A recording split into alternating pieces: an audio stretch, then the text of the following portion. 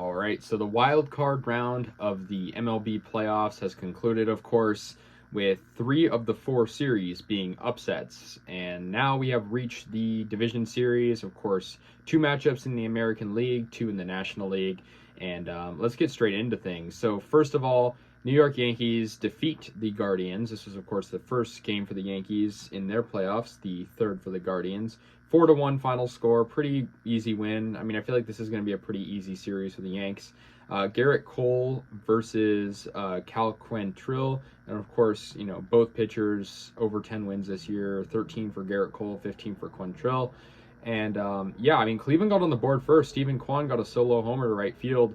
And that was really all Cleveland had in this game. The Guardians didn't really have much offense, but, you know, for the Yankees, they would respond. Harrison Bader hit one out in the third inning, a solo homer to left center field, and that tied the game up at 1. Then we go to, you know, the fourth. It's still tied. Some good pitching, some good defense. Josh Donaldson almost hit one out in the 5th, but it didn't go.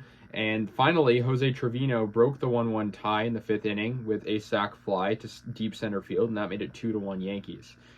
Then Anthony Rizzo hit a 2-run homer. That pretty much sealed the game, and the Yankees went on to win 4-1. Next, we have the Astros and Mariners. This game was crazy. I mean, the Mariners, I thought, would win this game. The Astros ended up winning it on a walk-off. It was Justin Verlander versus Logan Gilbert. Very good pitching matchup. You know, one of the best pitchers of our generation, Verlander, and an up-and-coming star, Logan Gilbert. So, yeah, the Mariners really took control of this game early, but, of course, lost ultimately 8-7 final score. Cal Raleigh, who's been a monster, you know, late in the season and, you know, in the playoffs, got an RBI single off Verlander in the first inning, making it 1-0. Seattle would extend their lead with a Julio Rodriguez 2-run double in the second inning, hit to right center field, making it 3-0 Mariners. And yeah, you know, he's been a monster as well. 4-0 after Ty France got an RBI knock off Verlander in the top of the second. And the Mariners' lead, though, was cut in half. Yordan Alvarez got a 2-run double to left field, making it 4-2. So, you know, their lead was seeping away a little bit. But, you know, they actually would extend it even more. J.P. Crawford got a solo homer to right field, absolutely crushed, made it 5-2. And then we kept on going. Ty France came up once again with an RBI double of Verlander. So Verlander has 6 earned runs at this point, one of his, you know, his worst postseason starts. 6-2 Mariners. Unfortunately, though, for Seattle, they would lose this lead. Yuli Gurriel got a solo homer in the 4th inning, making it 6-3. Crushed it to left. And yeah, he had 3 hits on this game.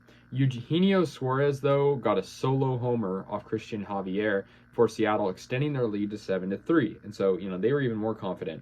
But Bregman got a 2-run homer for the Astros in the 8th inning. So many homers in this game already. 7-5. And then we go to the bottom of the 9th. Yordan Alvarez wins the game on a walk-off homer. And, you know, that wins the game for Houston. Wild comeback win. You know, the Mariners choked. It was unfortunate. So, yeah, 8-7 final score. Now we go to the National League, where the Atlanta Braves lost to the Phillies narrowly, 7-6. They actually kind of came back in this game, but unfortunately couldn't, for them, you know, prevail. And, yeah, the Phillies upset once again. I mean, of course, they won their first series on an upset, but, you know, this was an upset as well, even though it's only the first game. Nick Castellanos got an RBI single, making it 1-0 Phillies. Facing Max Fried, Alec Boehm in the top of the first inning too got an RBI single as well. 2-0 fight in Phils at that point. Philadelphia, though, did surrender a run. Travis d'Arnaud hit a solo homer of Ranger Suarez, making it 2-1. So, you know, of course, you know, this game was kind of, you know, back and forth, but it started with good play from Philly. Philadelphia got an Alec Boehm another time, you know, for an RBI for him. RBI sac fly out to center field, 3-1, and then 4-1. Gene Segura gets an RBI single off Max Fried. So it's 4-1. But, you know, this lead would be deceiving, although it would extend more. Nick Castellanos got a 2-run single off Jesse Chavez, 6-1. And, you know, from, you know, mostly the rest of this game would be a lot of Atlanta offense. But before that, Edmundo Sosa got a sac fly for the Phillies, making it 7-1. Travis d'Arnaud came up once again very clutch with a 2-run double, making it 7-3. And then in the bottom of the 9th, former Oakland Athletic Matt Olson gets a 3-run homer to straightaway center field, making it 7-6. So the Braves very well could have come back, but they fell just short, losing 7-6. Finally, we have the Padres and the Dodgers, this NL West rivalry, Southern California rivalry, where the Padres lost to the Dodgers 5-3 in Los Angeles. Yeah, I mean, this game, was, the Padres had their moments, but, it was a good game overall. Julio Urias versus Clevenger on the mound. Trey Turner opened up the game early for the Dodgers with a solo homer to left field in the bottom of the first inning. And, opened up it, kind of just set the momentum, set the tone. Max Muncy in that same first inning got an RBI single to left field, making it 2-0 Dodgers. And then Will Smith for LA got an RBI double to left in the third inning. So Clevenger was sort of struggling early, down 3-0, and Lux extended that lead to 4-0 with an RBI double to right. So 4-0, Clevenger did not play good. Only 2 2/3 innings for him. Of course, very good pitcher normally. Max Muncy scored on an error in the bottom of the third, making it 5-0 Dodgers.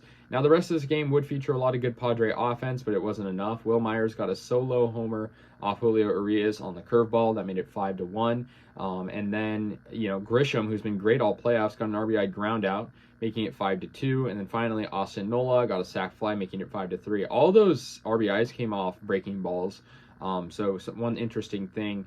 But yeah, Urias, he had an okay start. Maybe he could have been better. But that's going to do it for all game ones of the ALDS and NLDS. Let me know your guys' thoughts. I'll see you guys later. And yeah, go A's.